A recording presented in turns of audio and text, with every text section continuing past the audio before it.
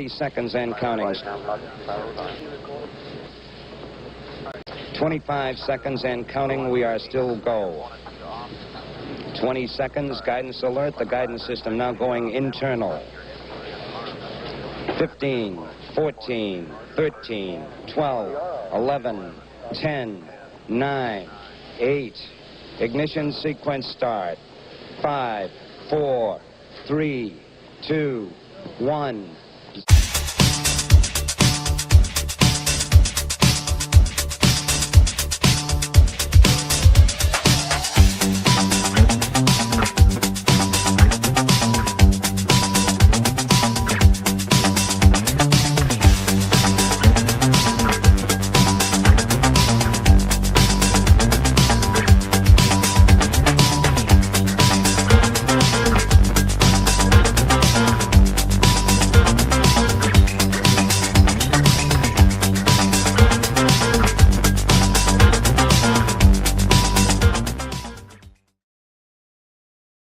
Good evening, everyone, folks that is to say in Africa and Europe, and good afternoon to my viewers in the Western Hemisphere. Good very early morning to my viewers in the Pacific Rim. Welcome to a very special episode of The Angry Astronaut. The crowd that we have tonight is substantially smaller than our usual crowd, and that is because it is comprised exclusively of you folks, and by you folks I mean supporters, the folks who have chosen to reach into your wallets and support this channel, and I deeply, deeply appreciate it. Obviously, these are the sorts of things that we really want to do for you more often, and if you are watching this while it's being as a recorded video, then obviously we want to make sure that everybody gets a chance to see what's going on eventually, but this is a members only participation event.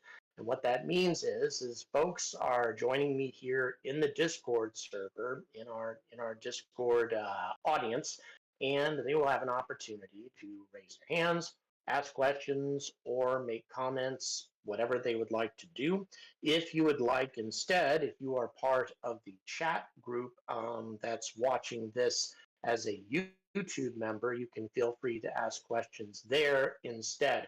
This is the Patreon folks. The way they participate is in the Discord side. Of course, YouTube members can do that as well, or they can join us here in the chat with Anton Nim and with others who have decided to join us there. So that's entirely up to you. So once again, thanks very much for checking in. Why don't you guys quickly, anybody in the chat, let us know where you're checking in from. I honestly don't even know how many of you are there. Probably not very many. I know Anton Nim is in the Roswell area.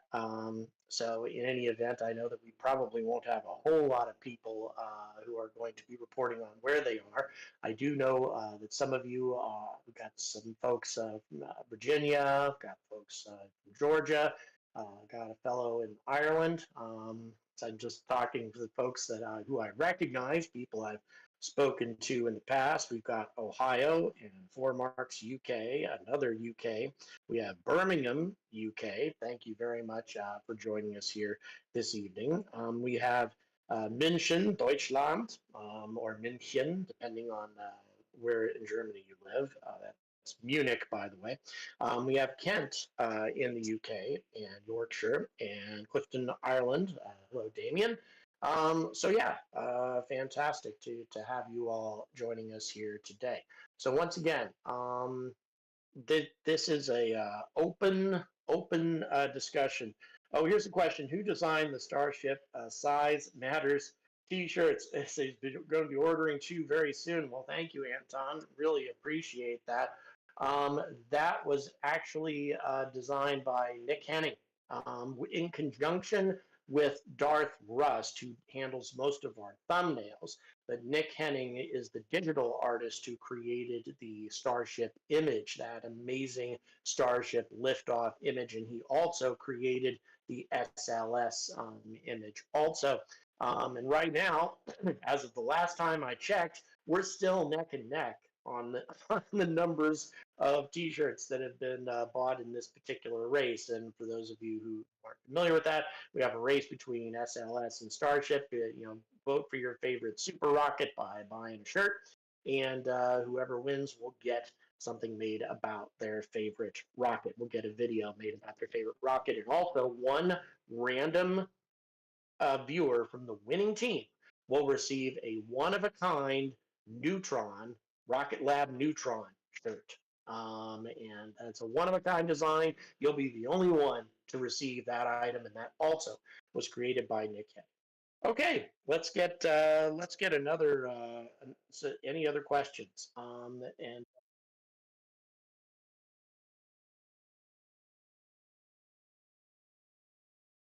there we go. Looks like Lord Michael has a question. Go ahead, Lord Michael. Hey there, Ankry. Hey. There are rumors that the cost per Starship booster right now might be as low as $44 million, and it's pretty much been released that current engine costs are under $1 million per Raptor 2 at this current point. Is it possible that maybe Elon will consider running this Starship in expendable mode for a while? I think it's possible that they'll run it in expendable mode, but once again, I think that we're fooling ourselves if all we look at is cost to build and cost to produce, because there are many other factors involved in the expense of doing a launch. For example, SLS doesn't cost $4 billion or even $2 billion for all the components, the engines, the wires, computers, all that. That is not a $2 billion rocket. The expense of SLS has research and development costs rolled into it, infrastructure costs, the factories necessary in order to mass produce. Well, obviously SLS is not being mass produced. It's not easy to make a comparison here. But the thing of it is it's dangerous for us to assume that just because SpaceX maybe spends $33 million on a booster, that's what the launch cost is going to be. The launch cost is always significantly in excess of what the raw base cost to build a rocket is. It really, I would say that in fully expendable mode, I will be shocked if SpaceX can realistically charge less than $200 million. I think it's highly unlikely. The development costs for Starship just through 2026 are projected to be $10 billion just through 2026. And we have no idea how much development money SpaceX has sunk into Starship already. But what we do know is that NASA is providing less than $5 billion to SpaceX, and that's for research, development, and delivering 2 crews to the surface of the moon for Artemis 3 and Artemis 4. And of course, the cost of delivering 2 crews to the surface of the moon, also, if we're talking about expendable starships, would also theoretically involve the use of 10 expendable starships to refuel it. That's going to jack up the price tremendously. But if we are talking about just delivering cargoes to orbit, yeah, I'd say possibly. But again, it's very early for us to be coming to these kinds of conclusions, because the Starship that we see today, and even Elon has said this, the Starship that we see today is not the finished product, the mature rocket that we will see at some time in the future.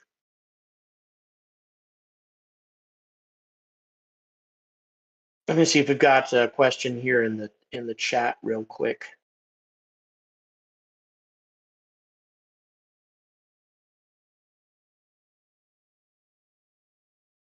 Yeah, you can put up your hand.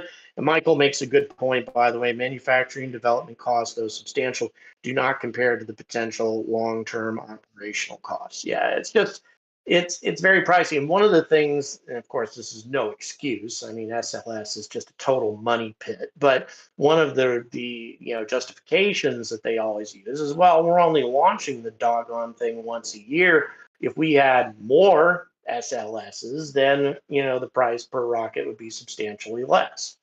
So, and obviously that would be the case with Starship as well once they start producing a lot of them. And by lots, I'm talking dozens. ULA Vulcan, as far as we know, to answer that question, the Dream Chaser is almost ready to make its journey to the Cape. And the second Vulcan Centaur is about to be stacked to take Dream Chaser to orbit, probably I would say in May rather than April, but it's coming up really soon. Dream Chaser is hitting its final round of testing in Ohio. And then once it's done with those, it gets shipped to the Cape and stacked on Vulcan Centaur. So as everything went very smoothly with that rocket, as near as we can tell. With the only thing that went bad, obviously, with Astrobotic was Astrobotic themselves, unfortunately. And now Astrobotic is going to get another chance, by the way, before the end of the year. The Griffin will be launched this time atop a Falcon Heavy, and we'll see. That's going to be the big test for CLPS.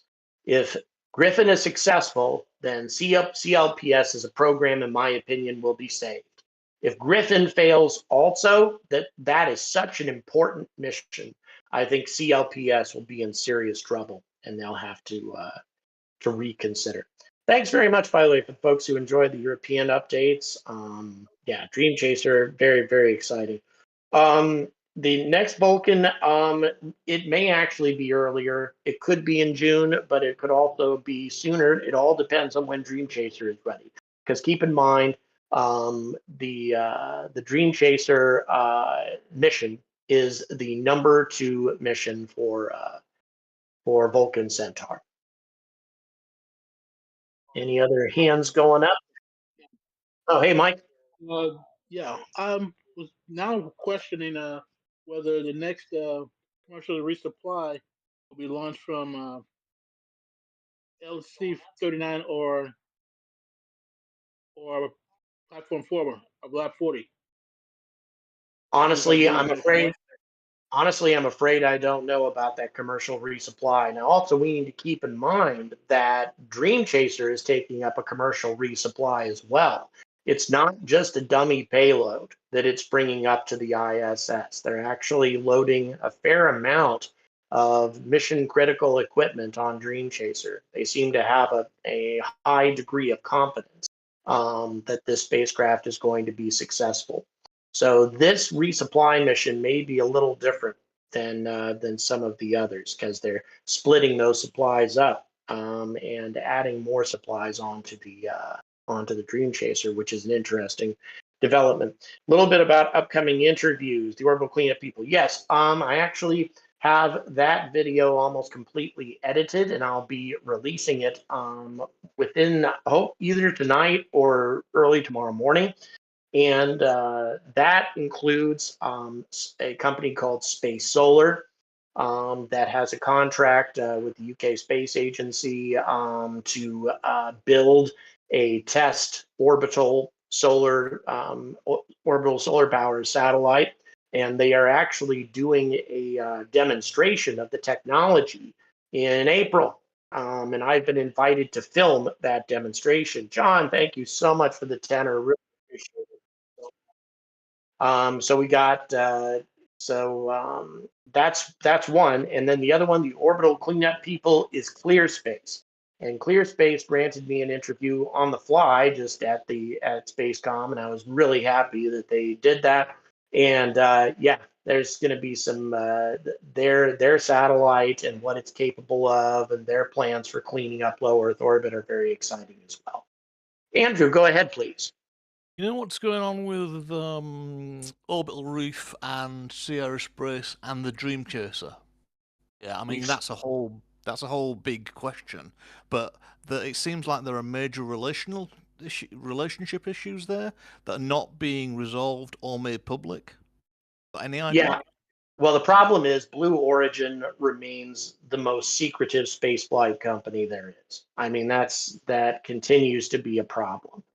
And so any of the developments with Orbital Reef are kept very secretive. And of course, Sierra Space can't reveal any information about that either. When it was made public that there were problems developing between Sierra Space and Blue Origin that could sabotage Orbital Reef, I requested a statement from Sierra Space, and weeks went by when they weren't able to tell me anything. And then finally, Blue Origin came out with a statement saying that they were still committed to the project, and Sierra Space and Blue Origin were still working on it together. And they gave some examples of some of the things that they were working on. But when it comes right down to it, at least as far as public progress is concerned, obviously Sierra Space is making all the damn progress because, we've seen it. We've seen all of these burst tests with their inflatable modules, and a test version of one of these modules is going up in less than 2 years. So, they are taking, and by the way, those modules and the life support systems and everything else that's necessary to support them do not require Blue Origin. They can build a space station without them. So yeah, I wish I knew more, but Blue Origin is so incredibly secretive. I've got contacts there now as well, and they don't even let them know what's going on. Even people who work there oftentimes are kept so split up project-wise that the left hand doesn't know what the right hand is doing. I'm thinking about Elon's X post yesterday about a Starship going to be on Mars within 5 years. Elon time is Elon time. I mean, 5 years, that would be 2029.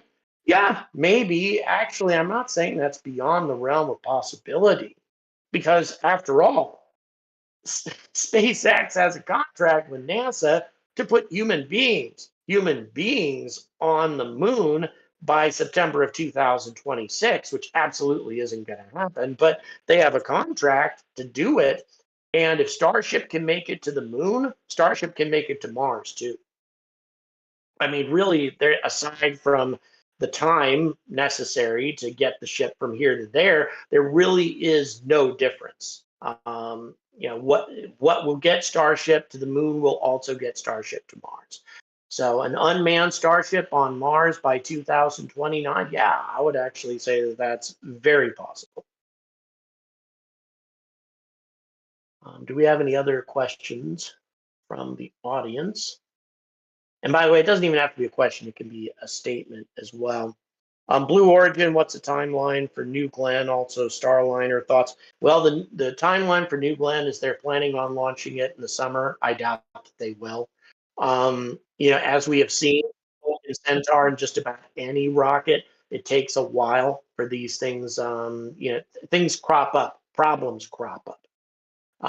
So that will change things. I'll answer the other part of that question in just a second. IJet, go ahead. Hello, IJet. I think I'm sorry, is that what the name you go by? Yeah.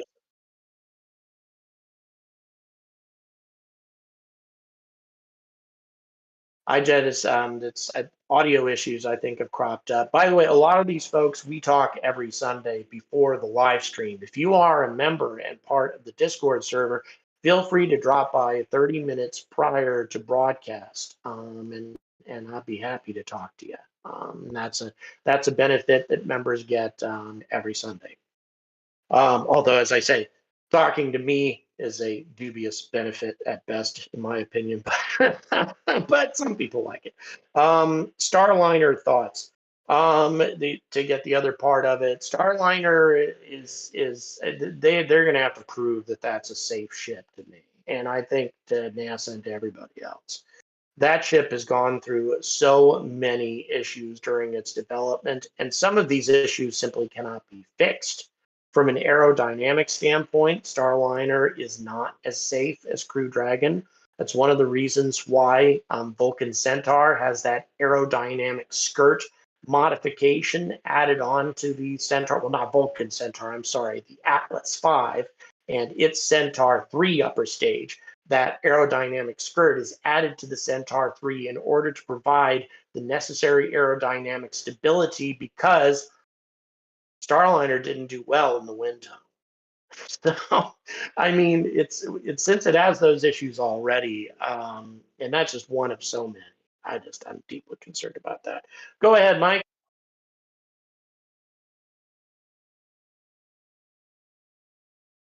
Go ahead, Mike.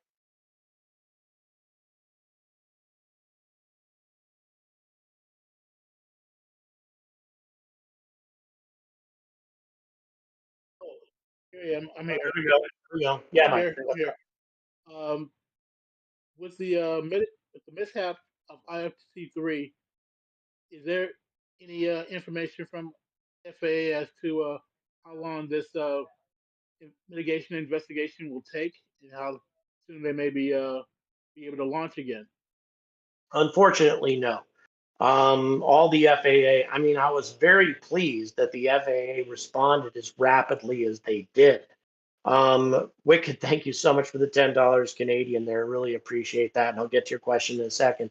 So here's the thing, even though this launch went better than the others, which is great news, on the other side of things, there are many other things that happened during this particular launch because it did so well. Control issues with the rocket while it was in space, for example. We're not sure exactly what was going on with Starship while it was in orbit. It seems like it may have had some control challenges while it was up there. And then the reentry had its own issues. That's, unique issues that have never come up before. All of those things are going to have to be investigated. And they're going to have to determine, why did it happen and what do we do to fix it? And if Starship flaps and fins are not good enough or not sufficient in order to handle aerodynamic maneuverability in the upper atmosphere during a reentry, that's going to require aerodynamic modifications to the ship. And that could take longer. But then again, maybe not.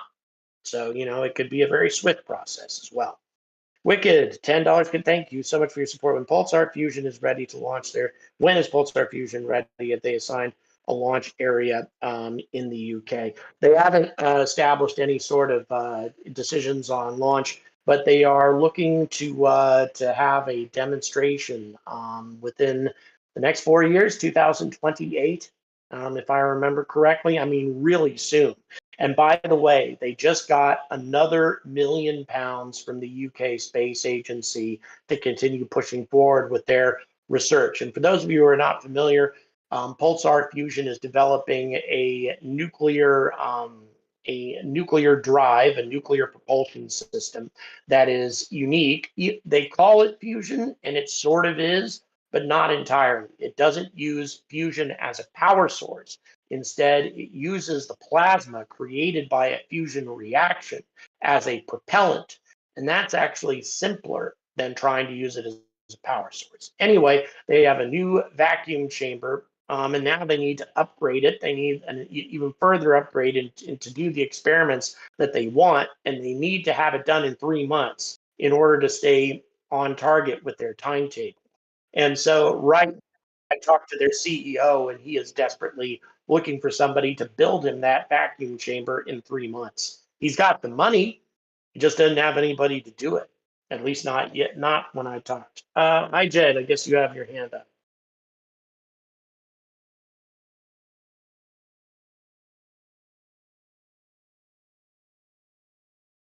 By the way, Anton, thank you so much. Really appreciate it. Go Team Starship. Yes, indeed.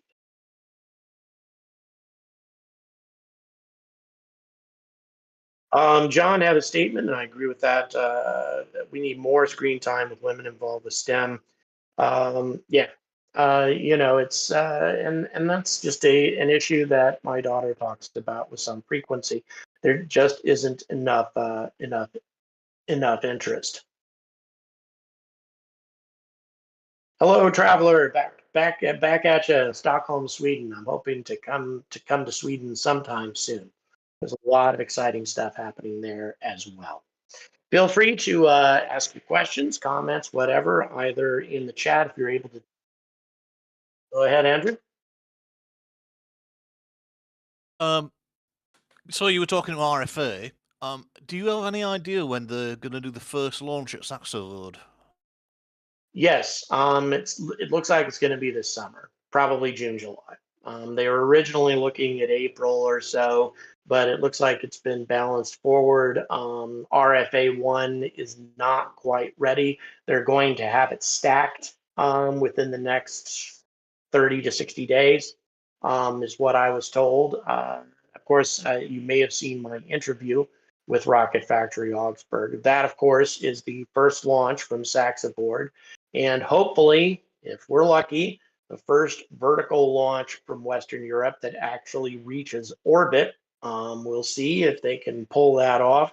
But they actually have customers on this rocket. To be fair, those customers are not paying for their ride on RFA 1. The German Space Agency has put up the money for them to go. But then again, nobody is going to compensate them for the satellites if they get destroyed. So these people are taking a risk, and they're taking a risk on Rocket Factory Augsburg and RFA 1, which I think is says a lot for the confidence in this new rocket. Yes, IJ.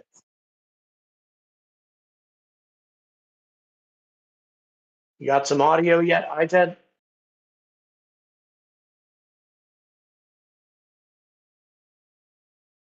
Well, I'm going to answer a question from Peter real quick.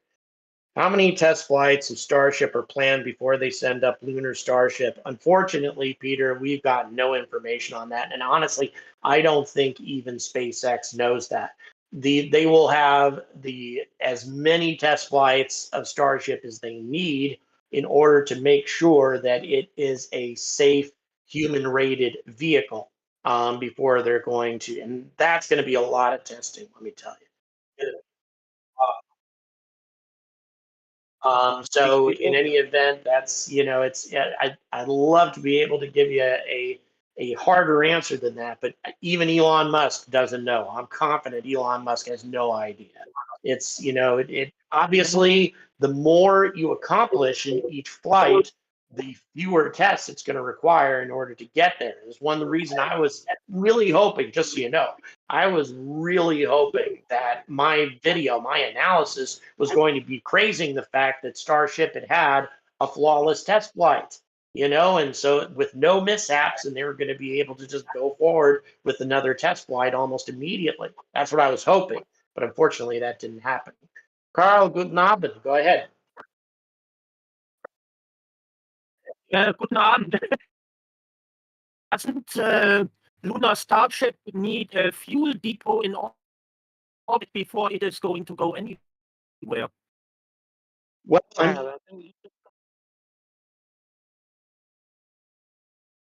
actually, I heard that question, I think. Carl, give me a thumbs down if I heard this wrong. But Carl, I believe you said, doesn't Starship require a fuel depot in orbit before it can go anywhere?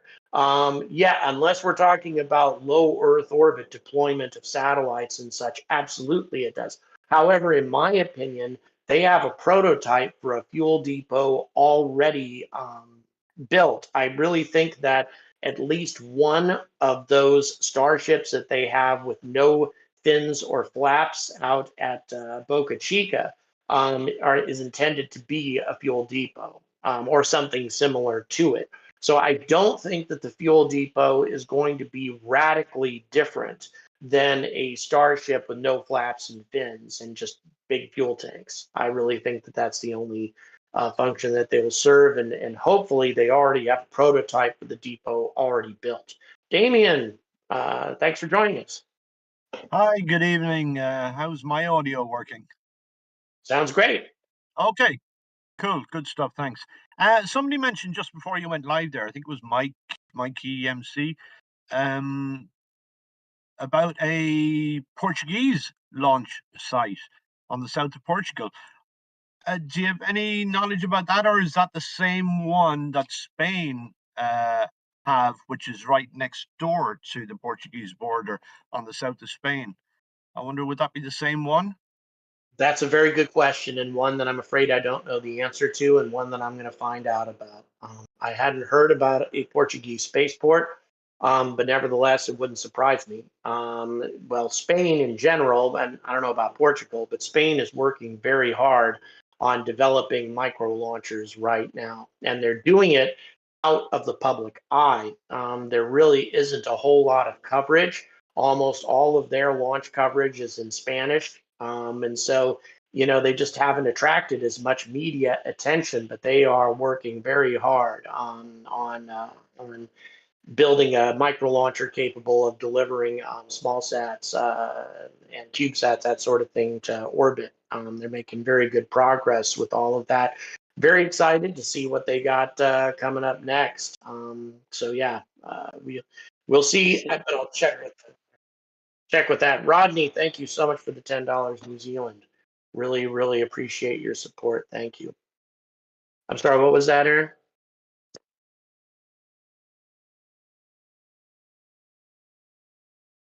Okay, it's called Santa Maria, according to the producer. So awesome. I definitely will find out more information about that. Oh, one other thing that I like to mention about the Spanish is the fact that they have the support of Arianespace. One thing that essentially European Space Agency held Arianespace's feet to the fire, saying that they weren't doing enough to support innovation in space flight. And so, in addition to working on reusability on their own rockets, they are also pumping money into new startups in Europe. So Arianespace is kind of behind the scenes supplying a good amount of capital for the development of small launchers in Europe.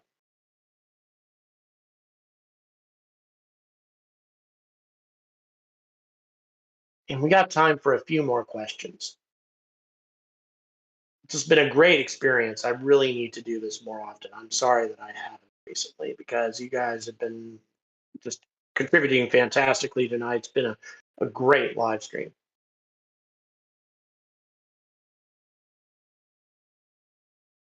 Mm-hmm. Okay, what is this? Is it? Can you read it to me?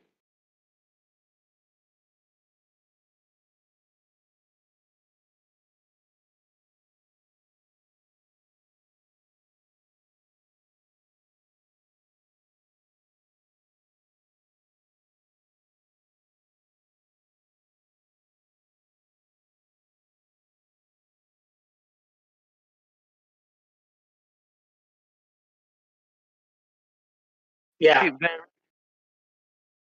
yeah, and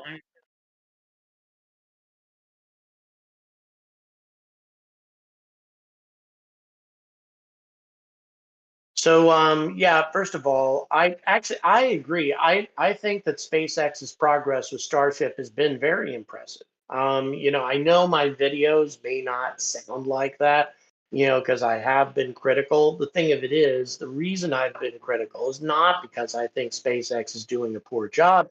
It's because they are working against an unrealistic time crunch. They accepted a contract that I think they're going to have a hard time fulfilling. And since they have decided to take on that responsibility, then the standards just change. But I think that they have made very good progress indeed. I'm very impressed with everything that they've been doing. As far as comms around the moon is concerned, actually, the UK Space Agency and ESA are collaborating on building a communications network around the moon. That's actually a project that they're embarking on right now. It's one of the reasons that I cover European stuff so much, is because the Europeans are attacking certain projects that the United States and the rest of the world doesn't. We're talking that communications, for example, or solar space, space-based solar power, or low Earth orbit cleanup, lots of really important things that have gone ignored or neglected in the US and elsewhere, and Europe has decided to take it on. Mike, go ahead.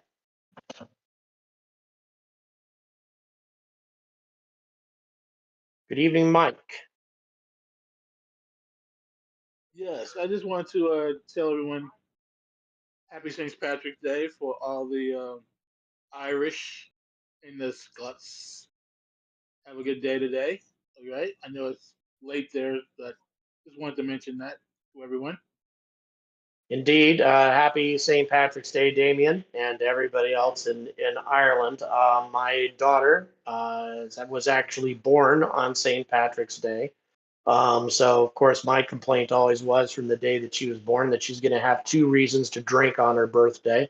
But yes, today she turned 22. Oh, how am I enjoying the UK? Came a question. Love it here. I really do. I've been sick, unfortunately. I'm still struggling right now, to be honest. I don't know what kind of flu this is. I was gonna get a COVID test kit, but unfortunately, I forgot to get one today. Definitely need to do that just to see. Of course, if I do have COVID, yeah, I may not test positive after all this time. But yeah, as far as the country is concerned, love it. Love this place. Okay, we have a question coming in from. Go ahead, please. Can you hear me? Yes, I can. For the first lunar starship, what do we think there's going to be? What kind of payload do we think is going to be on that? I mean, that thing could be loaded up with Optimus bots, aside from rovers and whatnot. And given the progress of AI and a lot of these robots, including Optimus, I mean, it seems to me that'd be an opportunity to have that thing packed to the gunnels with those kind of robotic workers. Yeah, I think it's going to be a Starlink payload, personally. SpaceX has been setting up for a while. As a matter of fact, they have a payload rack set up for Starship to deploy loads and loads of Starlink satellites. So I think it's very likely, especially since it's SpaceX that would be taking the risk, and nobody else. The first payload very probably will be a big chunk of the Starlink constellation. But yeah, there are many amazing possibilities. One of the biggest ones that Space Solar at Spacecom talked to me about that they would love to say, and it kind of works in conjunction with what you said about those robots, are robots designed to deploy lots and lots of little interlocking solar panels or solar collectors. It's like a big Lego set. And you can have little chunks of it taken out by a micrometeoroid or a malfunction or whatever, and the rest of the array continues to function. All of them are self-contained little bricks, solar bricks. And Starship could deploy a huge number of those. And of course, given its massive payload capabilities, you could start putting up megawatt after megawatt of space-based solar power in a very short amount of time once Starship becomes operational. And that, in my opinion, is one of the most important things that Starship will be able to do. And by the way, it works both ways.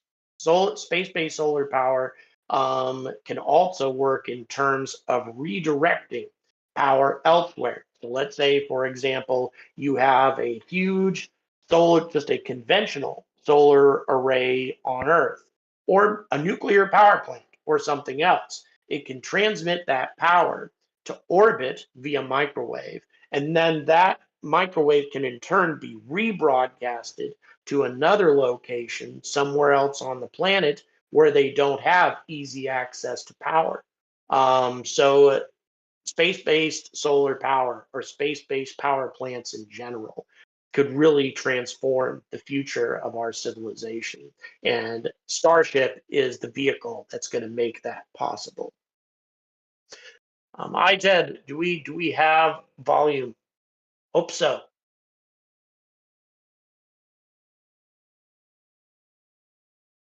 I'm listening, I did. I sound like Frasier now. I am listening.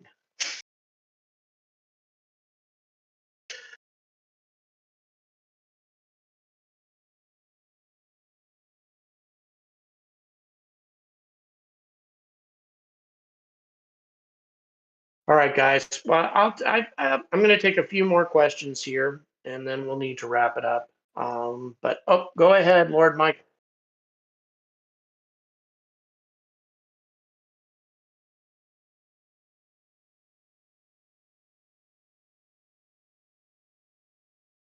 With the Starlink version 2 satellites and their much larger size, they should be able to carry a lot more Krypton fuel. Do you think maybe Elon might consider, or SpaceX might consider, launching them from low Earth orbit to a lunar orbit to help support operations on the moon? Absolutely. That would be a great application. And you're absolutely right. Those larger satellites, especially if they're equipped with ion engines, can travel vast distances. It takes a while for them to get there utilizing ion power, but nevertheless, yeah, they can definitely go to interplanetary destinations and such. So yeah, that would be a great application for them, is to utilize them to provide lunar communication. And given how many satellites SpaceX can pump out, and given how many satellites Starship is capable of deploying, yeah, it's amazing possibilities. Starship can change a lot, and I perhaps I don't say that enough. It's again, a lot of times when I put out my content, I really feel like I just try to set a reality check. Just because I see nothing but positives and excitement and all that and optimism. That's great. I love to see that gushing, but at the same time, if there are drawbacks or if there are more hurdles that need to be jumped, if it still is going to be a while before we're actually going to see the amazing future that Starship can eventually bring to us, then I'm going to talk about it, even if it may not be the most popular thing to say. Guys, I'm going to take one more question from Andrew real quick, and then we're going to have to wrap it for this evening. Go ahead, Andrew. Have you heard anything about the spacesuits that are required for Artemis?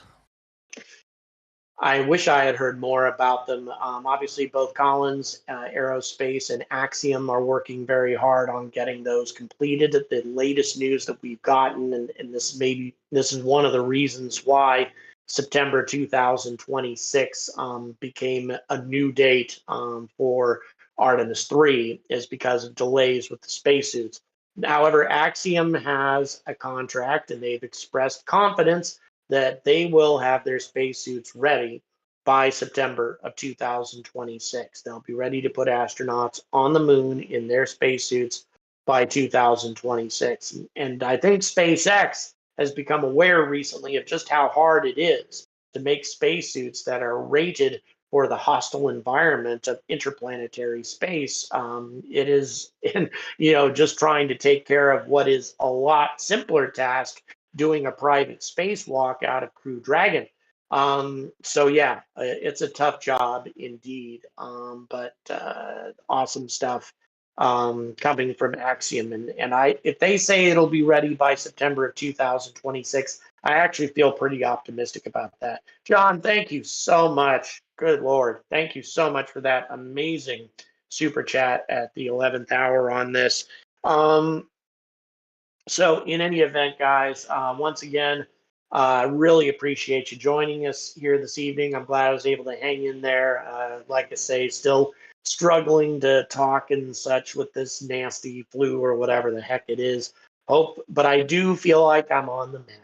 I do feel like I'm finally starting to shake it. So hopefully by this time next week, things will be a lot better. Once again, if you are watching the recorded version of this, the way you become part of this audience is just to jump onto Patreon and signing up for a $3 level of support. That's all you need to do. Or you can hit that little join button in YouTube. That's a $5 option. Either option works. Patreon, of course, less expensive. So if you want to go that route, it's linked in the description.